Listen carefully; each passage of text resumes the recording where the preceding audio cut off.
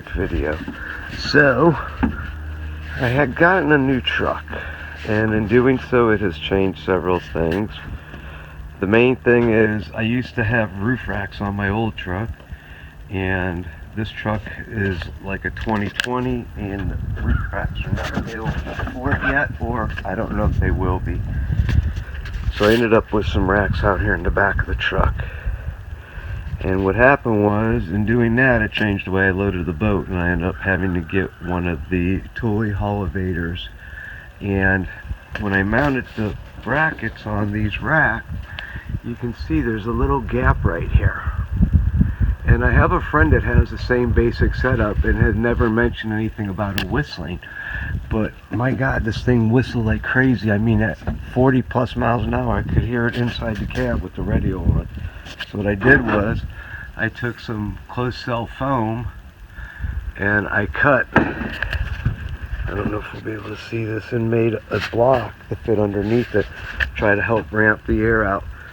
And it seemed to help. So let's go in the garage for a second now. Let's jump out of here.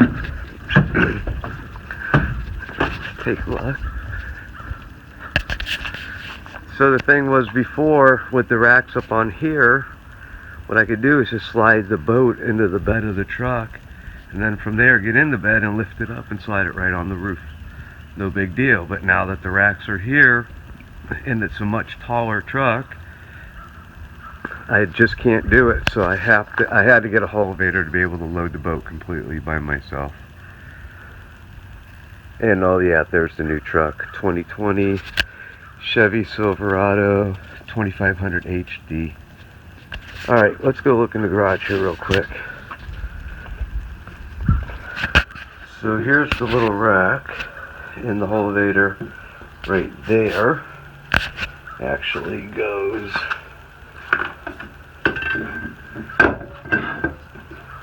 this way. And there's a little spot right here that this comes on and off, so you can take the actual main rack off, and all you leave on the truck or car or whatever you're doing it on is this piece right here. But because of the way it's designed, for it actually ends up with this gap, and I don't know if it was just where it's placed on the truck or whatever, but what I figured is the air is coming into this gap. You have this sharp lip here, and you're getting some events going on, and it's actually creating a whistle. So to prove the point, I cut this piece out of just a piece of stock foam I had laying around the house and jammed it up in there and saw what happened. And 95% of the whistle went away. Actually, in the beginning it all went away, but then what I think started happening was this just being crappy foam broke apart and created its own sounds. And it wasn't super tight. It wasn't meant to be like the perfect fit. I just wanted to see if that was truly the problem, not spend 3 hours cutting foam and fitting it in. So then I had a block of this. I can't remember what I was making, but basically this is the foam you would get for like a case that you, a camera case, a gun case.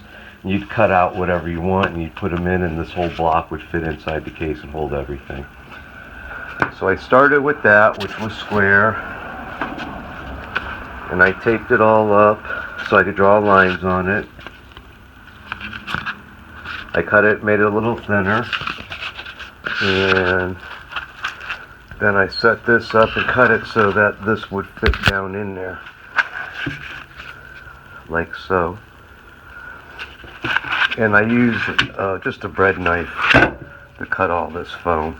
And what works good if you have one is like a power carving knife. That's what I would usually use, like to do a big gun case or whatever. So then,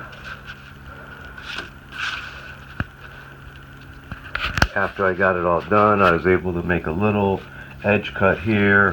How much this will help with it, I don't know. Very little, I doubt.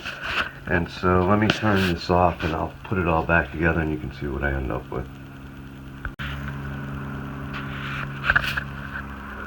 So after I cut it and whittled it a little bit with between utility knife, the bread knife, just taking my time, I end up with this.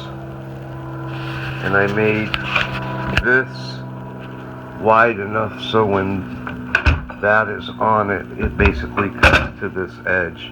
This sticks past the front of the bar a little bit, and I don't really think that's going to create an issue. This will give a little bit of a break in the wind flow.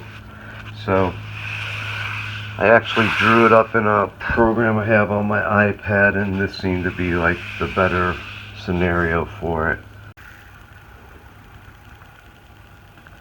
Alright, so we get this kind of effect. There's a little gap down here yet, but it's very small.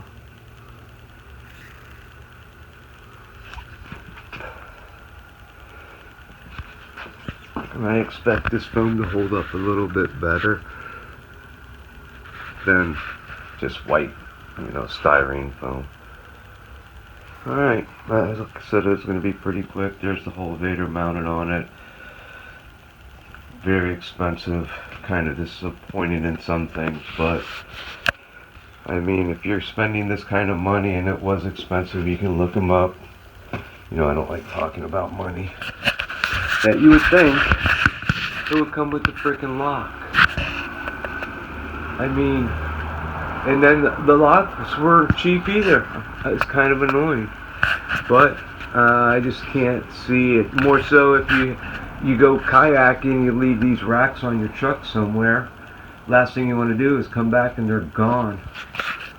And this lock keeps this from tipping up, which is what you have to do to unlock the peg. This pin that goes through over here.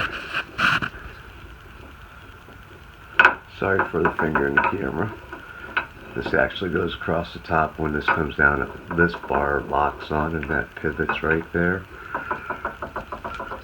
They do work though, and if you have to load a kayak by yourself, this may be the only way you can get around it, and they will mount on a standard like roof rack too.